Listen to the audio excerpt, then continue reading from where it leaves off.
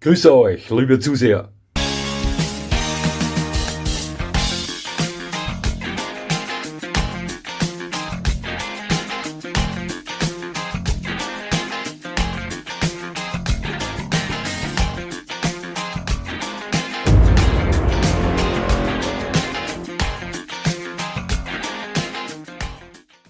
Nochmal herzlich willkommen, liebe Zuseher, hier auf meinem Kanal. Ich freue mich sehr, dass Sie da sind.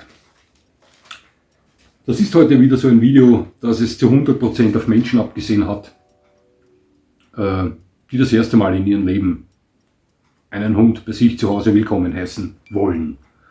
Also ein Video, das den wenigsten erfahrenen Hundebesitzern da draußen etwas Neues erzählen möchte oder wird. Ja.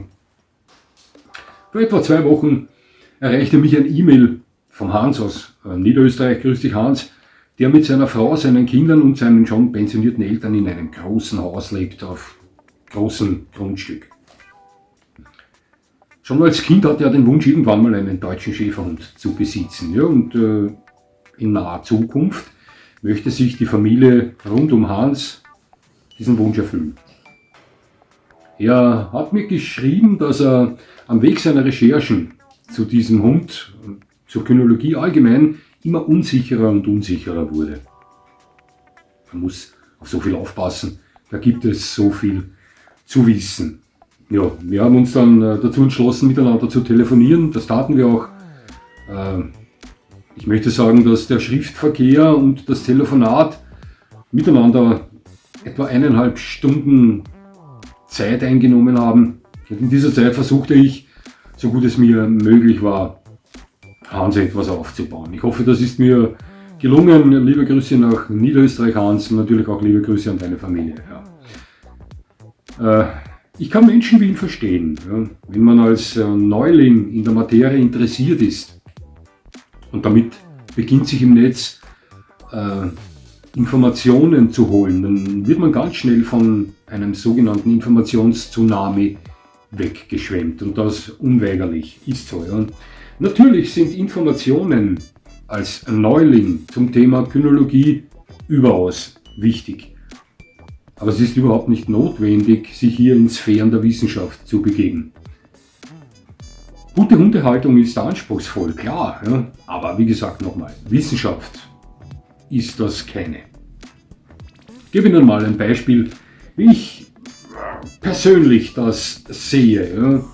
Ich halte seit etwa über 40 Jahren Hunde und bin eigentlich immer gut damit gefahren, also mit dieser Ansicht. Ja. Ich präsentiere Ihnen mal einen Eisberg.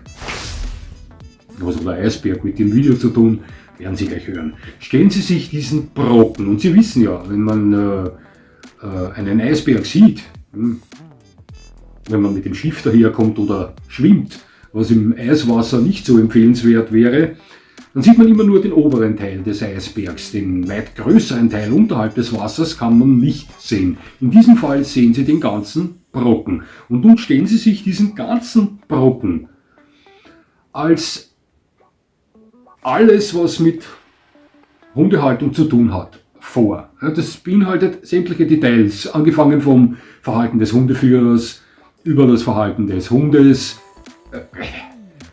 Ausrüstungsgegenstände, Training, Ernährung etc. alles. Ja, das alles, was Sie da sehen, ist die komplette Hundehaltung.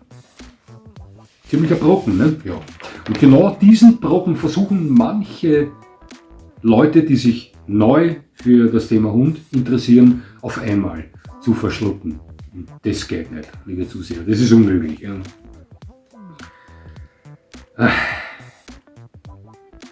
Schauen Sie, keiner dieser Trainer, die Sie im Internet finden, welche Ihnen Tipps zum Thema Training von Hunden, Erziehung von Hunden etc. geben, die sind als Weltmeister vom Himmel gefallen. Die alle haben jahrelange Lernprozesse mit eigenen Hunden hinter sich. Und ich sage absichtlich eigene Hunde. Zum Starten ins Abenteuer Hund benötigen Sie meiner Meinung nach nur das. Genau den Teil, den Sie oberhalb der Wasseroberfläche sehen. Mit diesem Teil der allgemeinen Hundehaltung besitzen Sie ein gewisses Basiswissen, mit welchem Sie gut in das Abenteuerhund starten können. Das ist meine Meinung. Ja. Manchmal kommt mir dieses ganze Lernen der Materie von Menschen, die sich neu ins Abenteuer stürzen, so vor, wie Fahrschulen. Wissen schon, als Sie den Führerschein gemacht haben, können Sie sich erinnern, was Sie da alles lernen mussten und was benötigen Sie in der Praxis, im Alltag wirklich davon. Ja? Das ist so ähnlich. Ja? Natürlich gibt es gute Leute im Netz, gar keine Frage. Es gibt aber auch Scharlatane. Es gibt Videos zum Thema Hundeerziehung, Hundehaltung, die sind einfach nur purer Schwachsinn. Es gibt Videos, die behandeln zwar Fakten, aber sind eher nutzlos für den Alltag. Und es gibt wirklich sehr gute Videos zum Thema. Auch die gibt es im Netz, ganz klar. Ja. Aufpassen müssen Sie aber generell bei Lehrvideos, wo Ihnen mit klar erkennbar fertigen Hunden gezeigt wird, wie etwas funktioniert und wie etwas behandelt gehört. Also da müssen Sie schon vorsichtig sein, denn zuerst mal muss man einen Hund so weit bringen, um auf diese Art und Weise mit ihm trainieren zu können. Das ist mal das Erste. Das Zweite ist, es reflektiert nicht jeder Hund gleich auf diverse Reize. Viele Trainingsmethoden sind unmöglich zu verallgemeinern. Das ist nun mal so. Ja. Und drittens, lassen Sie sich so genannte Fürgesetze nicht vorschreiben. Ja. Entwickeln Sie diese zusammen mit Ihrem Hund, so wie sie Ihnen am besten gefallen. Ja. Es ist nicht in Stein gemeißelt, ob ein Hund links gehen oder rechts gehen soll. Ja. Das ist nur ein Beispiel. Mein Hund geht, wenn mir jemand entgegenkommt und ich sicher sein möchte, dass er gut von mir verwahrt ist, immer links. Das habe ich mir angewöhnt durch den Gebrauchshundesport. Sie wissen schon, dass dieses Linksgehen, wie es auf den Abrichteplätzen ausnahmslos zu finden ist ein Überbleibsel der Diensthundezeit. Hund links, Waffe wird rechts getragen. Jäger, Polizisten, Soldaten und so weiter. Ja, aber es ist nicht in Stein gemeißelt. Niemand kann Ihnen sagen, der Hund hat links zu gehen oder rechts zu gehen. Mir ist das schon geschehen. Ja? Wenn mir ein Herr entgegenkam, der seinen Hund rechts geführt hat und ich meinen, so wie ich es immer tue, wenn mir jemand entgegenkommt, mit einem Hund links geführt habe. Ja, das hat dann nicht ganz zusammengepasst, das Ganze, denn mein Hund war näher zu ihm als seiner zu mir. Sie wissen schon, was ich meine. Und er meinte dann, warum meiner nicht auch rechts geht, dann wären sie weit auseinander. Und außerdem entspricht das den Verkehrsregeln. Startete dann eine kurze Unterhaltung, in dem ich dem Mann erklärte, hören Sie zu, ich bin ein ehemaliger Hundesportler, mein Hund geht immer links, ja, und ich bin zur Seite gegangen. Ja, nein, der Hund hat nicht links zu gehen, sondern rechts zu gehen. Sagen, waren Sie schon mal auf einem Abrichterplatz? Nein, wieso? Dort gehen alle Hunde links. Und so habe ich es mir angegeben. Nein, das kann er sich nicht vorstellen. Ja, ist wurscht. Der Hund kann gehen, wo er möchte, wenn es Sie nicht stört. Ja, also hier gibt es keine Vorschriften nicht, außer am Platz. Wenn Sie dort trainieren, dann geht der Hund links. Ja. Bei Prüfungen und Turnieren. Ja. Schauen Sie, ich gebe Ihnen da ein Beispiel eines dieser Videos, mit welchem viele neue Hundebesitzer Gehirn gewaschen werden. Da gibt es ja dieses berühmte erziehungstechnische Schwerverbrechen des Vorauslaufens des Hundes, ja? Oder des Hundes, der vor Ihnen bei der Tür rausgeht. Ich greife mir jedes Mal am Kopf. Ja, wenn da selbsternannte Profis sagen, es ist ein absolutes No-Go, der Hund hat nicht vor Ihnen zu laufen, der Hund hat nicht vor Ihnen bei der Tür rauszugehen. Schauen Sie, für mich gibt es nur einen Grund, weshalb mein Hund das nicht tun darf. Und das ist, wenn ich generell an der Dominanz meines Hundes zu kauen habe. Wenn ich generell am Thema Rangordnung oder Dominanz mit meinem Hund arbeite. Dann kann ich diese Trainingsmethode einsetzen, denn dann fruchtet die, dann hat die Gewicht. Ja, aber wenn ich kein Problem habe, generell kein Problem habe mit meinem Hund zum Thema Dominanz mir gegenüber oder Dominanz irgendwem anderen gegenüber oder Missverständnisse zum Thema Rangordnung, dann ist es völlig Blunzen. Ob der Hund vor mir läuft oder nicht oder vor mir bei der Tür rausgeht oder nicht. Blunzen ist das österreichische Wort für Blutwurst. Und das wiederum, dieser Begriff soll nichts anderes heißen als egal. Also es ist völlig egal. Wenn Ihr Hund da normal funktioniert und es keine Missverständnisse gibt zum Thema Rangordnung oder sonst irgendwie Dominanzgeschichten, ist es egal. Ob Ihr Hund vor Ihnen läuft, hinter Ihnen läuft, links von Ihnen läuft, rechts von Ihnen läuft. Lassen Sie sich diesen Blödsinn nicht einreden. Ja, aber bei vielen Videos werden sie von Haus aus schon mal in diese Richtung gedrängt, das darf der Hund nicht. Egal was ist, ja. Schwachsinn. War aber nur ein Beispiel, ja. War nur ein Beispiel.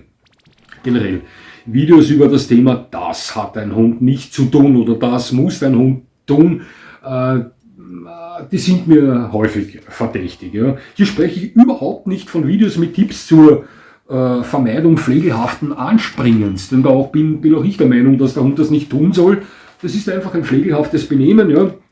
Zeugt von mangelnden Respekt. Das ist ein Unterschied, ja, zwischen pflegelhaften Anspringen oder, weiß ich nicht, kurzfreudigen Hochspringen. Ja. Muss man schon unterscheiden können. Ja. Oder vorbeugendes Verhalten ihrerseits zum Thema Futterneid. Ebenfalls eine wichtige Sache. Ganz wichtige Dinge, die da im Internet auf Videos erklärt werden. Oder Themen rund um Stubenreinheit etc. Natürlich sind diese Dinge wichtig und werden in manchen Videos auch wirklich fantastisch erklärt, klar. Mir geht es hierbei eher um Leute, welche Ihnen einzutrichtern versuchen, dass deren Weg mit Ihrem Hund auch der richtige Weg für Sie ist. Und Sie dann mit Ihrem Hund krampfhaft versuchen, diesen Weg zu gehen. Und dann kommen Sie drauf, dass Sie mit Ihrem Hund eigentlich dabei gegen eine Stahlwand laufen. Um solche Videos geht es mir. Ja. Ich sage Ihnen mal, was Sie meiner Meinung nach als Hundeneuling brauchen, um gut gerüstet in das Abenteuer Hund starten zu können. Das sind 3 Punkte, die möchte ich Ihnen kurz vorstellen. Ja. Der erste Punkt ist, was benötige ich rund um die Hundehaltung? Nun, was benötige ich rund um die Hundehaltung? Das ist Zeit, Interesse, Liebe zum Tier, sowieso Platz, dann welcher Hund passt zu mir, eine der wichtigsten Dinge, finanzieller Zustand, Ausrüstungsgegenstände wie Futter, also alles rund um Futter, Geschirr oder Halsband oder Leinen, Pflegebedarf. Das ist Punkt 1, also was benötige ich rund um die Hundehaltung. Punkt 2 ist Basiswissen über, wie sollte man sich generell als menschlicher Freund und zukünftiger Rudelführer seinem Hund gegenüber verhalten. Das ist wichtig. Ja? Das beinhaltet ruhiges, sicheres, souveränes Auftreten, klare Regeln und Strukturen, Konsequenz und Liebe. Schauen Sie, der Hund orientiert sich nicht an Menschen, welche nur versuchen, der beste Freund zu sein, wenn sie ihn nicht führen. Das ist nun mal so. Das war Punkt 2. Und der dritte Punkt, der meiner Meinung nach dieses Basiswissen, das Sie benötigen, abrundet, das ist, wie denkt der Hund, wie funktioniert das Hundegehirn? Nun, da hole ich etwas aus. Ja? Unser Hundeleben im Moment, ja, richtig oder falsch, existiert für Sie nicht, auch wenn das einige nicht gern hören, aber das ist nun mal Fakt. Für die Hunde gibt es nur, das lohnt sich oder das lohnt sich nicht. Ist so. Ja? Wenn eine Handlung etwas Positives bringt, wie zum Beispiel Lob oder Spiel, dann wiederholt der Hund diese. Gibt es aufgrund der Handlung unangenehme Konsequenzen in Form von Schimpfer, dann nimmt die Handlung diesbezüglich vom Hund ab. Ja, Hunde können Wörter verstehen, wissen wir, aber hier fokussieren sie sich eher auf Tonfall, Körpersprache und Energie ihrerseits als auf das Wort selbst. Körpersprache ist ein ganz wichtiges Kommunikationsmittel zwischen Ihnen und dem Hund. Ja. Hunde sind Rudeltiere, auch wenn ich schon oft gelesen habe, dass Hunde eigentlich gar keine Rudeltiere sind. Ja, aber so eigenartige Geschichten kommen sehr häufig in der neuen Zeit vor. Ja. Die darauf aus sind, sich in soziale Strukturen einzufügen. Lassen Sie sich diesen Satz auf der Zunge zergehen. Ja? Der sagt schon viel aus. Ja? Der Hund sucht die Führung, orientiert sich danach und fällt diese aus, übernimmt er diese Rolle. So viel zum Thema, mein Hund ist ein mir gleichberechtigtes Lebewesen. Ja? Auch das ist eine Neuerscheinung, die fatal enden kann. Ja? Aber ein Hund ist kein kindlicher Mensch. Er denkt nicht in Moral oder Absicht, sondern in direkten Verknüpfungen von Ursachen und Wirkung. So ist das. Das sind diese 3 Punkte. Und jetzt blende ich nochmal den Eisberg ein. Und wenn Sie diese 3 Punkte verinnerlichen, die was ich gerade vorgelesen habe, ja, dann haben Sie alles das, was da oberhalb der Wasseroberfläche ist, von diesem Eisberg, schon mal in sich aufgesogen und sind mit gutem Basiswissen zum Thema Hunde gerüstet. Das ist meine Meinung. Der Rest, liebe Zuseher, der Rest dieses Eisbergs, den Sie da sehen, bis ganz runter zum Ende, der kommt von ganz alleine. Der kommt mit den Jahren. Konzentrieren Sie sich auf Ihren Hund, fokussieren Sie sich auf Ihren Hund. Beobachten Sie ihn in verschiedensten Situationen, lernen Sie seine Sprache und das werden Sie in der Praxis weit besser als in der Theorie in Videos. Genauso wie der Hund Ihre Sprache lernt, lernen Sie seine. Tun Sie das und Sie tauchen in den Jahren immer tiefer diesen Eisberg hinab. Ist so. Ja?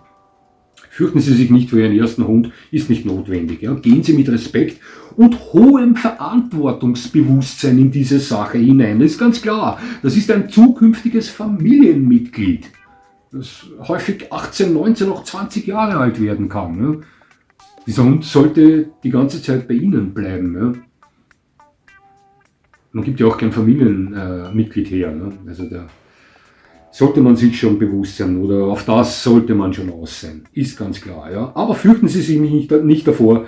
Das wird alles nicht so heiß gegessen, wie es von vielen Leuten im Internet, die Ihnen solche Beiträge präsentieren, auch wenn sie gut gemeint sind, gekocht wird. Ja? Es hat keinen Sinn, wenn Sie sich als Neuling Videos reinziehen, wo Ihnen ein Trainer oder ein Trainer erklärt in 2 Stunden, weshalb dieser Hund jetzt eine Kopfbewegung nach rechts gemacht hat. Das ist für Sie als Hundeneuling völlig unwichtig, völlig nutzlos, wertlos.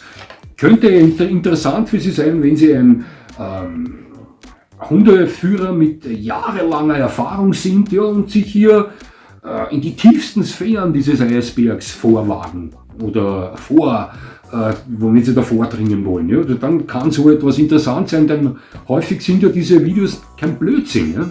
Es hat schon Hand und Fuß, wenn Ihnen hier ein Trainer in 2 Stunden erklärt, weshalb der Hund jetzt mit den Augen nach rechts gesehen hat und nicht nach links.